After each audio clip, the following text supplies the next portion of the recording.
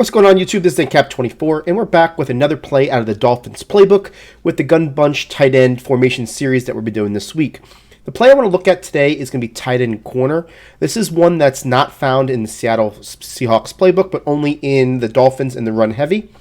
And it's becoming one of my favorite plays. In fact, we're going to do a video on it tomorrow with a different setup, so you can kind of see a couple different ways to run it. There's going to be several different ways to run it on our website when we do the formation, but I'm going to show you one today of a concept that really works well that I've been implementing and having a lot of success with. So let's go take a look. Now, this is going to be an all coverage beater, okay? But it's definitely designed to be a cover 3 because of the way it works on the first type of setup. So you can see I got cover 3 right here. It's the cloud flats. And what I'm going to do with this play is I'm going to take this X, put him on an in. I'm going to take the B, put him on a fade, block my running back, motion the Y over, and put the A on a streak. So it's going to look like this, okay?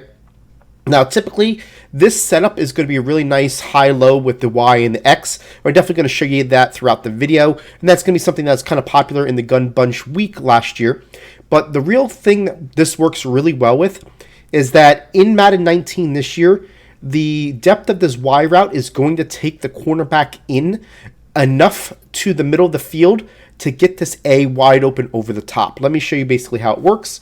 You're going to see that this Y is going to take the cornerback in, and you're going to see how this A is going to get wide open over there. Just back shoulder throw it, and you're going to have a really nice, successful throw. Let's go look at it in replay just so you can see basically how this works. Again, what's going to happen is this player is going to take this cover 3 player, and he's going to basically match him, and then he stops right there. See how he goes right to the... And if you can draw a line of what his third would be as far as where he's supposed to cover in his zone, he goes right to that line and stops. But at that point, you could see that we use the fade to get the free safety to shade to the left, giving us the opportunity to throw that ball to his back shoulder, make sure that we pass lead it away from that player, and get a successful play. So what I'm going to do on this play, guys, is I'm going to do exactly the same type of defense, but this time I'm going to protect the sticks. We already talked about it in a different video, how protect the sticks basically takes away the matching principles.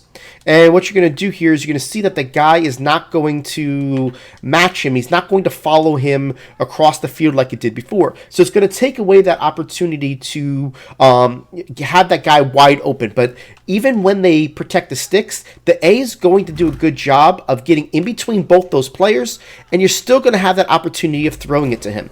Yes, he didn't match the player. I'm going to show you that in instant replay. But the way the play is designed, it still has the ability to split those players. You remember before this guy followed him all the way to the third? He doesn't do that this time. See how he stays there? And you're going to be able to split those two players. And as long as you back throw this to his back shoulder, you're going to be able to have another successful play using the same play design. So the only type of coverage for cover 3 that's going to stop this play is when you invert your corners, okay? What that basically means is put them in deep halves. And what that's going to do is going to make him float to the middle of the field, and it's going to take away that A route. But what that's going to open up as well is what's going to beat all other coverages, which is going to be this high-low with this X and the Y. The X is going to be your first read at all times, and what you're going to see is that he's going to come across the field, and if you just wait, you can be able to throw it to him to right there and get a good 6 or 7 yards. I do typically wait a little bit longer in case somebody's in a quarterback spy. Obviously, if they're not in a quarterback spy, you can definitely hit them right off of its break. But if they are in a quarterback spy, you do want to make sure that you wait a half a second longer. If you see that these guys are in that inverted coverage and you can't throw it to that A, then you can also wait and throw it to this Y as he comes across the field, okay? And that's really what this play design is for, is that it's going to give you the one-play score against cover 3 if you catch him in the right defense, and then it's going to give you the option of doing the high-low. Now, here we go. You should see that the X is coming underneath. Now we're going to wait for the Y, step up in the pocket, bullet low pass it, and you're going to have that nice successful play against all coverages. I do want to make a mention that you do need to be on the right hash mark for the play design to work against cover 3 for the one-play score, so I typically like to run this to the short side of the field as this type of setup. Now let's go look at cover 2, and you can see we're going to put the middle linebacker in a deep blue, and that's not cover 2. Let's go look at cover 2, and the middle linebacker in a deep blue.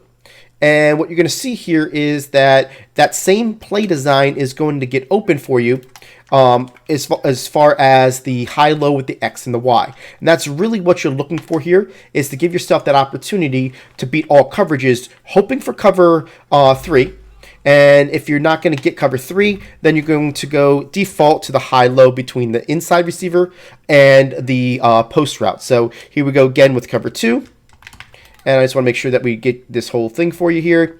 Again, we're just going to move this guy over, and we're good to go.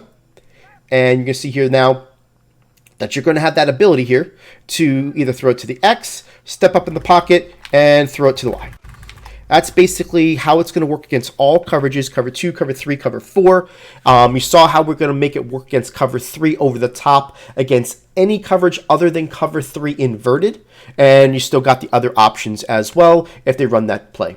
So something that we like to have as far as a base play is what we call them in our ebooks, to where it beats all coverages, but it has an influence that we want to call this against somebody who's doing mostly cover 3 to see if we can get a one-play score if they're in the right defense that we're looking for. I want to say thank you for everybody that has watched this video all the way to the end. We do appreciate your support. If you got something useful out of this video, go ahead and hit that like button. It does really help us grow our channel.